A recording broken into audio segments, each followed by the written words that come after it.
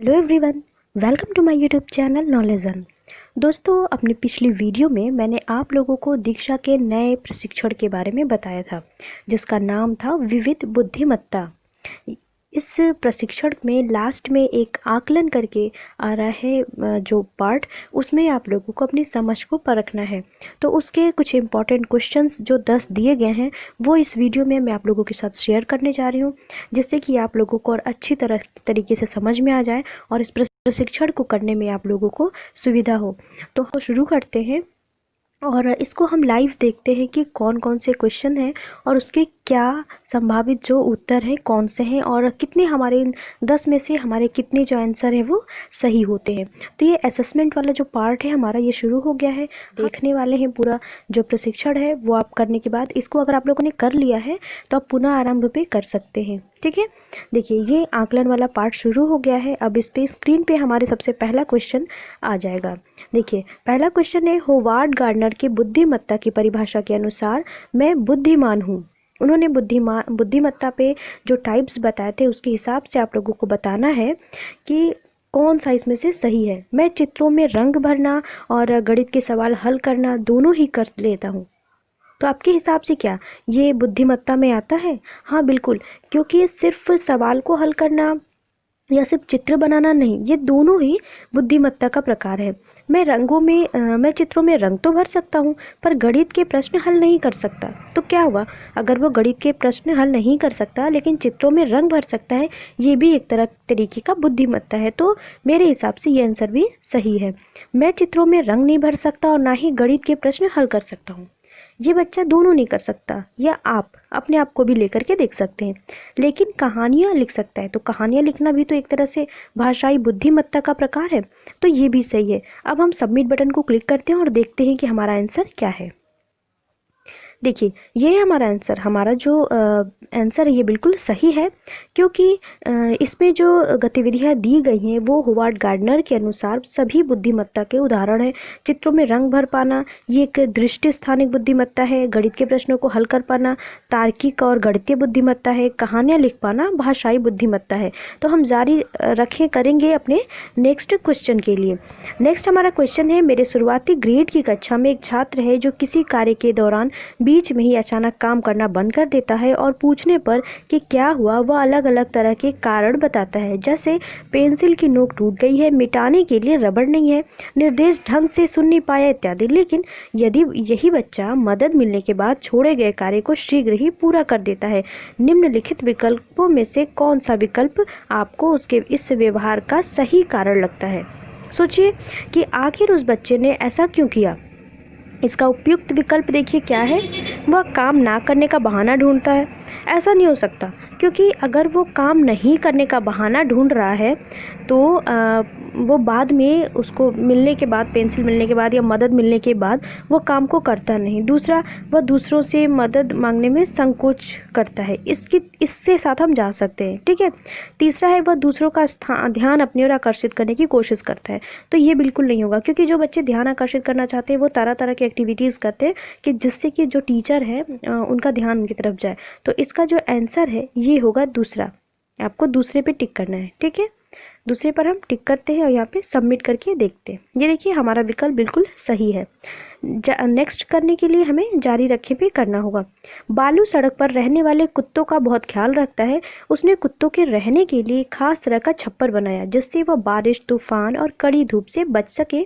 एक दिन बालू ने मुझे बताया कि एक कुत्ता बहुत बीमार है। पूछने पर कि उसे कैसे पता चला, उसने कुत्ते में दिखाई दे रहे बहुत से लक्षण बताए। तो आप यहाँ पर क्या कह सकते हैं कि क्या बालू में जो प्राकृतिक बुद्धिमत्ता है वो प्रबल है? हाँ बिल्कुल है, लेकिन क्योंकि उसमें छप्पर बनाने की क्षमता है? नहीं, वह जानवरों को लेकर बहुत संवेदनशील है। उसने एक ऐसा छप्पर बनाया जिससे कुत्ते प्राकृतिक आपदाओं से बच सकें। वह जानवरों की सलामती के बारे में चिंतित रहता है। तो इसका जो सबसे सटीक आंसर होगा वो ये होना चाहिए, वह जानवरों को लेकर बहुत संवेदनशील है। क्योंकि देखिए जो बच्चे जानवरों को लेकर के या प्रकृति को लेकर के, अपने आसपास की चीज़ों को लेकर के काफ़ी सेंसिटिव होते हैं, बहुत संवेदनशील होते हैं, उन लोगों में प्राकृतिक बुद्धिमत्ता जो है ये बहुत ही प्रबल होती है। ये हम लोगों ने अपने इसी वीडियो में सीखा था। सबमिट करके हम चेक करते हैं। तो देखिए हमारा ये विकल्प बिल्कुल सही है। यहाँ पर वही चीज़ दिया गया है कि होवार्ड गार्डनर के अनुसार प्राकृतिक बुद्धिमत्ता वाला व्यक्ति प्रकृति, पौधों, जानवरों और अपने आसपास के पर्यावरण को लेकर बहुत संवेदनशील होता है। ठीक है, तो जारी रखें। नेक्स्ट क्वेश्चन हम देखते हैं कि क्या है। चौथा क्वेश्चन है, अंतर वैयक्तिक बुद्धिमत्ता में प्रबल छात्रों को कक्षा में किस तरह की गतिविधियों का इस्तेमाल करके बेहतर ढंग से पढ़ाया जा सकता है। देखिए जो अंतर वैयक्तिक होते हैं वो बहुत ही ज़्यादा संकोची होते हैं, वो अपनी चीज़ों को, अपने भावनाओं को व्यक्त नहीं कर पाते हैं लोगों के सामने। तो ऐसे लोगों को आप कौन सी गतिविधि के आधार पर पढ़ा सकते हैं। तो चित्रों और कल्पना का प्रयोग करके, शारीरिक गतिविधि के द्वारा, सामूहिक गतिविधियों, संगोष्ठियों, संवाद के द्वारा, किसी भी पाठ को गीत में बदलकर। तो वैसे तो ये ऑप्शंस कहीं ना कहीं ठीक हैं, लेकिन हमें सबसे सटीक विकल्प चुनना है। तो इसमें सटीक विकल्प मेरे हिसाब से होगा सामूहिक गतिविधियों, संगोष्ठियों और संवाद के द्वारा। क्योंकि देखिए जो बच्चे नहीं बोल पाते हैं वो समूह में बात कर लेते हैं। आप कभी किसी के इंडिविजुअल बच्चे को बुला करके खड़ा कर दीजिए, वो नहीं बोल पाएगा। लेकिन अगर आप उसको ग्रुप में छोड़ दीजिए तो वो अपने आसपास के अपने जो दोस्त होते हैं, जो उनके लोग होते हैं, उनसे बातचीत वो करते हैं। तो सबमिट करके हम देखते हैं। देखिए बिल्कुल सही विकल्प है। इस प्रकार के छात्र आपस में बातचीत करना पसंद करते हैं। ठीक है, वही चीज़ मैंने आप लोगों को बताया। तो नेक्स्ट क्वेश्चन के लिए हम आगे करते हैं कंटिन्यू। नेक्स्ट क्वेश्चन है, अगर हम बुद्धिमत्ता को गार्डनर की नज़र से देखें तो हम कह सकते हैं कि जो व्यक्ति कभी स्कूल नहीं गया, जो स्कूल गया ही नहीं, वो बुद्धिमान नहीं हो सकता। इस निष्कर्ष के बारे में आपकी क्या राय है। तो क्या आपको भी लगता है कि जो व्यक्ति कभी स्कूल नहीं गया वो बुद्धिमान नहीं है। ऐसा तो हो ही नहीं सकता। तो बिल्कुल इसमें सोचने की ज़रूरत ही नहीं है। हमारा जो विकल्प है वो होगा गलत। हाँ, क्योंकि ऐसा नहीं है जो स्कूल जाता है वही बुद्धिमान होता है। देखिए हमारा विकल्प बिल्कुल सही है, क्योंकि जो होवार्ड गार्डनर हैं उनके अनुसार बुद्धिमत्ता केवल शैक्षिक सफलता से ही जुड़ी नहीं है। उनके अनुसार समस्या सुलझाने की जो योग्यता और तरीका, किसी चीज़ का निर्माण करना और सेवाएं प्रदान करना जिनको एक या एक से अधिक सांस्कृतिक व्यवस्था में महत्वपूर्ण माना जाता है, बुद्धिमत्ता है। ठीक है, तो जरूरी नहीं कि जो स्कूल जा रहा है वही बहुत बुद्धिमान है। नेक्स्ट हम देखते हैं, गार्डनर द्वारा दिए गए बुद्धिमत्ता के सिद्धांत का एक महत्वपूर्ण बिंदु यह है कि शारीरिक क्षमताओं को बुद्धिमत्ता नहीं माना जा सकता। विभिन्न बुद्धिमत्ताएं अपने आप में स्वतंत्र हैं और एक दूसरे पर निर्भर नहीं है। अलग अलग संस्कृतियों से जुड़े व्यक्ति बुद्धिमत्ता के बारे में एक से विचार रखते हैं। बुद्धिमत्ता एक तरह का विशिष्ट कौशल है। तो उपयुक्त विकल्प पर क्लिक करना है। गार्डनर द्वारा दिए गए बुद्धिमत्ता के सिद्धांत का एक महत्वपूर्ण बिंदु यह है कि शारीरिक क्षमताओं को बुद्धिमत्ता नहीं माना जा सकता। तो क्या ऐसा है? नहीं, उन्होंने ऐसा नहीं कहा। शारीरिक क्षमताओं को भी बुद्धिमत्ता माना जा सकता है। ठीक है, तो इसका सही विकल्प है दूसरा। देखते हैं, बिल्कुल सही है, क्योंकि वो तीनों ही ऑप्शन आपके गलत थे। नेक्स्ट के लिए हम जारी रखें, करते हैं। दिए गए शब्दों में से कौन सा शब्द गार्डनर द्वारा दिए गए बुद्धिमत्ता के सिद्धांत और अवधारणा का महत्वपूर्ण हिस्सा है। तो नैतिकता, आलोचनात्मक, मानसिक योग्यता। तो नैतिकता, उन्होंने नैतिकता पर काफ़ी जोर दिया है। देखिए बिल्कुल सही है। अगला क्वेश्चन है, कल त्योहार था, मैंने ऐसा खाना बनाया जो मेरे परिवार में सभी का मनपसंद है और मुझे भी अच्छा लगता है। मैंने सबसे पहले व्यंजन बनाने की विधि पढ़ी। चूँकि मेरे परिवार में कम जन है, मैंने विधि पुस्तक में दी गई सामग्री की मात्रा को आधा कर लिया। मैंने जो खाना बनाया वह सभी को बहुत पसंद आया।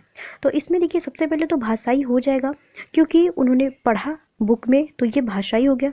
फिर तार्किक भी होगा, क्योंकि उसमें उन्होंने देखा कि हमारे परिवार में कम लोग हैं, तो उन्होंने मात्रा को आधा कर लिया। तो ये उनकी तार्किक और गणितीय क्षमता है।